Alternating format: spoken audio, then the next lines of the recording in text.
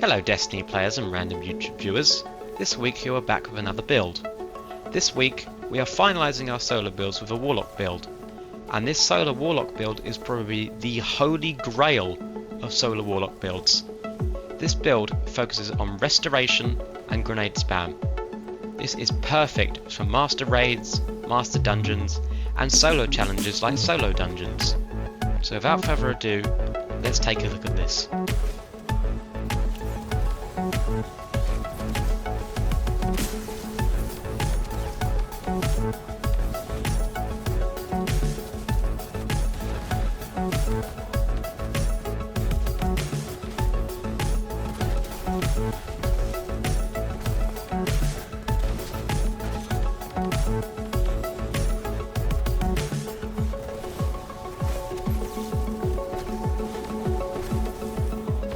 As seen in that footage, we have infinite ×2 restoration and we are constantly spamming grenades.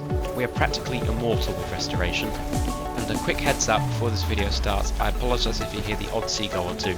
I live by the coast and it is very hot today, so I have to have the window open. So with that out of the way, let's get on with the build.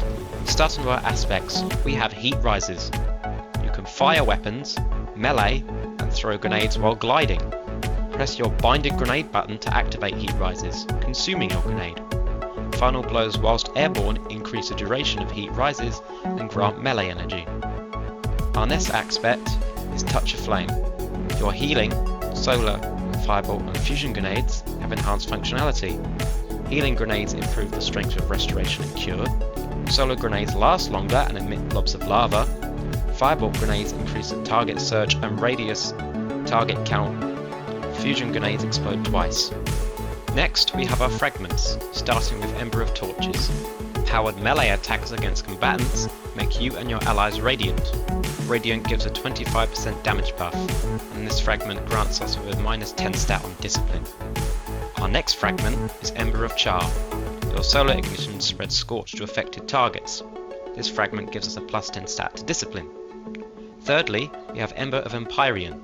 Solar weapon or ability final blows extend the duration of restoration and radiant effects applied to you. This fragment gives us a -10 stat to resilience. Finally, with the Ember of Ashes, you apply more scorch stacks to targets. That is it for our aspects and fragments. Now we're moving on to our supers and abilities. For our super, we have Well of Radiance. This super grants us with a 35% damage buff and constant healing. You can run Dawnblade if you would like. Well of Radiance is not mandatory. For our class ability, we have Phoenix Dive. This grants us and our allies healing through the cure buff. For the melee, we have Incinerator Snap, as it applies Scorch. And for our grenade, we have Solar Grenade, as this also applies Scorch. These aspects, fragments and abilities work well together. We are adding more powerful grenades through our Touch of Flame aspect and Ember of Ashes fragment. Restoration from the Heat Rises aspect, and Radiant from the Ember of Torches fragment, and we are constantly increasing the timer of these buffs with our Ember of Empyrean fragment. If you do not have any of these fragments, aspects or abilities, they can be bought for Glimmer from Ikora Ray. She is in the Bazaar section of the tower, and Glimmer can come from anywhere in the game.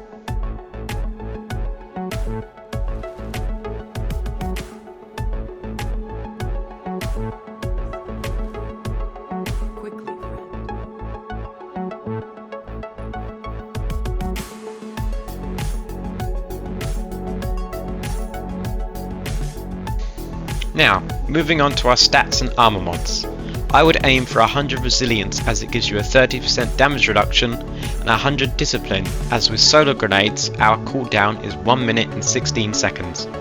I would also aim for decent recovery and somewhat decent strength. If you struggle to get high stat armor, mods can be put on your ghost to focus armor with a chosen high stat. This armor can be focused at the helm.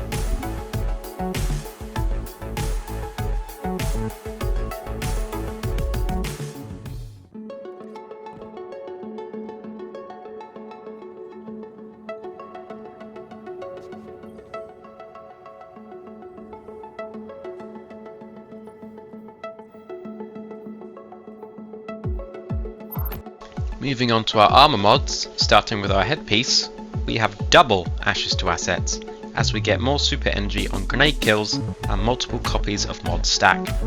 And Harmonic Siphon.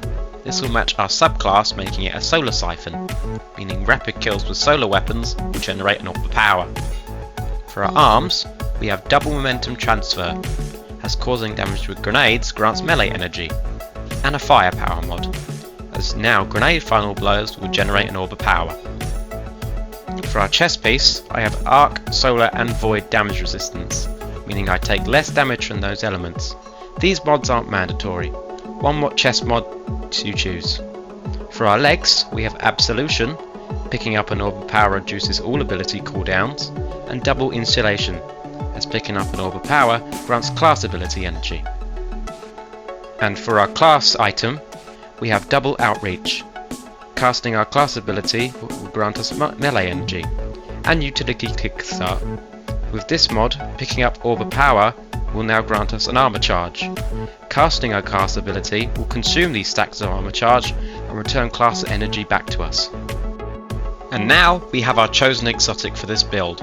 Our chosen exotic is Sunbracers, a pair of exotic gauntlets for the Warlock class. The perk on these gauntlets are Helium Spirals. Increases the duration of solar grenades, and solar melee kills grant unlimited solar grenade energy for a brief time. This exotic is perfect, allowing for constant grenade spam, and it pairs well with our aspect Heat Rises, as one of the aspect's perks are Final Blows while airborne grant melee energy, and it pairs well with our momentum transfer mods, which grant melee energy from grenade damage, meaning we'll always have our melee back and we can do this infinitely. If you do not have this exotic, it can drop from daily lost sectors when arms are the reward, or it can come from a random exotic drop, by luck.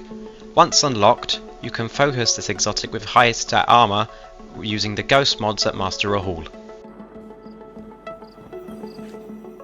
Hello, Guardian. Welcome.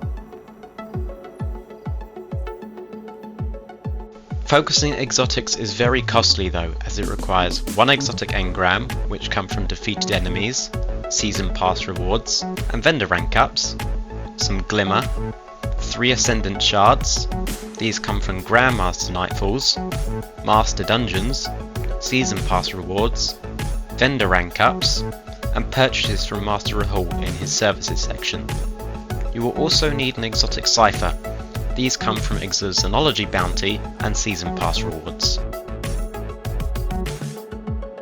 And that is it for our build, but as always, as is tradition on this channel, I'm going to show you some good weapons to pair with this build. Starting with my primary weapon, which happens to be my chosen exotic. I have Arbalest, a kinetic linear fusion rifle with a charge time of 533. The exotic perk on this weapon is Compounding Force. This weapon fires slugs that cause massive damage to combatant shields. This weapon also has built-in anti-barrier, meaning it can deal with barrier champions. If you do not have this exotic, the only way to acquire it is luck, as it drops from exotic engrams. For my energy weapon, I am running a crafted Callus Mini Tool, a solar 900 RPM Midas Synergy SMG. This weapon has no way to be acquired until the next season of Destiny, starting on August 22nd, so not long. This weapon will be available through the new exotic mission rotator in the mission called Presage. To craft this weapon, you will need 5 red borders to extract the pattern, or use the newly added deep sight harmonizers to extract the patterns. Once this weapon becomes available, I'll make a guide on how to craft it and how to craft other weapons. I'll go over what materials you need and how to get them. If you need help on crafting, look back on one of my other builds, they are explained there. And finally, for my heavy weapon, I have the Adept variant of the Hothead. The Hothead is an arc adaptive frame rocket launcher, and Adept variants come from Grandmaster Nightfalls. And that concludes this week's solar build and all solar builds for our classes. Next week we will begin arc builds for all classes. As always, I hope you enjoyed this video, and I've also tried to make the videos shorter so they do not take up much time. And with that, thanks for watching, eyes up Guardians, and I'll see you Starside.